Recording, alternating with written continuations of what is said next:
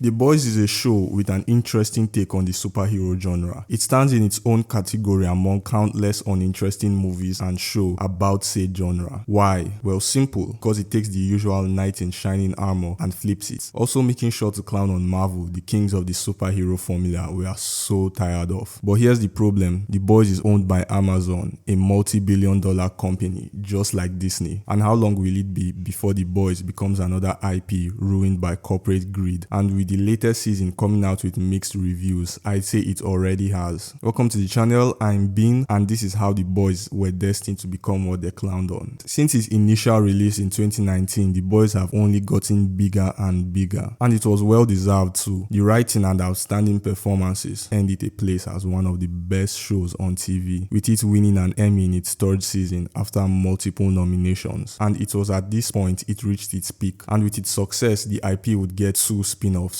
Gen V and The Boys Diabolical. This would be the beginning of their downfall, as The Boys had to be put on hold until Gen V released, since they are connected. And as we've seen in shows like Invincible, taking your time to release a new season kills the hype. You can argue the relevance of these shows, but it all comes down to pumping out more content. But don't get me wrong, I enjoyed Gen V, but its main purpose was to expand the universe, or to simply put it, make more money. And with the time and money spent on making it, we could have gotten a decent ending for the show as season 4. But the season 4 we got was one that relied on the main plot of Gen V to drive the season forward, and this was only introduced halfway through the season. So what exactly happened in the first 4 episodes? To put it simple, filler. The first episode opens with a tone that makes the stakes of the show seem less dire, and the characters act in a more playful manner. So the boys are seen planning an attack on Newman, but it feels more like a game of tag. Homelander is the saving grace in this scene, bringing back fear and anxiety, and from there on out, the main plot of the season is lost in a pile of character stories, which add nothing to the actual story. This would have been acceptable if the point was to show that the boys were breaking up and the team was scattered, and even though that was mentioned once, the main reason was just to make up fillers, so the main arc would be pushed to later on. Because if it wasn't, the show would have ended in season 4. Character arc that had any impact on the ending was Butcher, with him killing Newman. Huey's story with his father had an interesting end to it, but it did nothing to the story or the character. Like, how many times is he going to be bathing blood before he finally snaps? From the first season, his main character archetype was being a coward, and after being in so many situations where you would expect him to break out of this, in season 4 especially, there's barely any change. Why? Simple. Character breaking out of their problematic archetype signals the end of the story, because once the hero overcomes his internal conflict, only the external one remains. But you can't have that, can we? We have to see the boys go through the same cycles over and over again, like it's Jesse Pinkman we are dealing with. We see this happen in French's case too, and even worse if I might add. This season they didn't even bother giving him a new challenge, they just recycled last season's story, where he hates himself for the terrible things he did in the past while being an asshole to Kimiko, and then she tries to fix her past. We've seen this already, it's the plot for season 3, but by far the worst thing they did to these characters was making them kiss at the end. Don't get me wrong, I was hoping this would happen since the first season, but it felt fake and hollow, because prior to this, Frenchie locked himself in jail as retribution after his lover found out he killed their family. And while Frenchie was with this person, Kimiko didn't show any sign of jealousy or that she saw Frenchie as anything but a friend. In fact, she rooted for them, which is strange to me since the two of them kissed at the end, like it's been building up the whole season. At this point, they are just doing whatever at Amazon. The Deep is another character that falls victim to this. Just like in other seasons, we see him be an asshole and then show his sensitive side. The whole arc with his octopus still repeats themes from other seasons, like his shame of being in a relationship with an octopus and ultimately killing said octopus. I found myself enjoying his character more when he was the comedic relief or an asshole. Also, his relationship with the new Black Noir was fun to watch, but I hate the new Black Noir. They completely flipped the character, making him more of a joke that can't shut up. His main thing was that he wanted to understand Black Noir as a character, which is understandable, but not as a character's main struggle. Like, are you even trying? The disrespect on Black Noir is serious in season 4. Like in season 3, they built him up to be such an interesting character. It seemed his character would play some great importance in the finale, but instead they made him a donut, and now he's remembered as the guy who got off by killing people, like some kind of Hisoka Orochimaru hybrid. But this season did have its highlights: Butcher losing his mind, Homelander doing more evil than I thought was possible, and A-Train with his redemption arc all carried the show. And let's not forget Ashley, her actor is super underrated by the way. But with all this, was it enough to save the season? But I say the boys have become Marvel with countless spin-off shows and movies solely for profit. Yes, the IP is not as as vast as Marvel, but it's still getting stretched to its respective limits. The actual story has taken a back seat, and the writing is set up in a way that keeps the show going, and unfortunately not the quality. And with more spin-offs on the way, it won't be long before we get a remake. Thanks for watching the video. I hope you enjoyed it. If you did, hit the like button and subscribe. It helps the video get out there. I plan to release more like this every week, so stay tuned.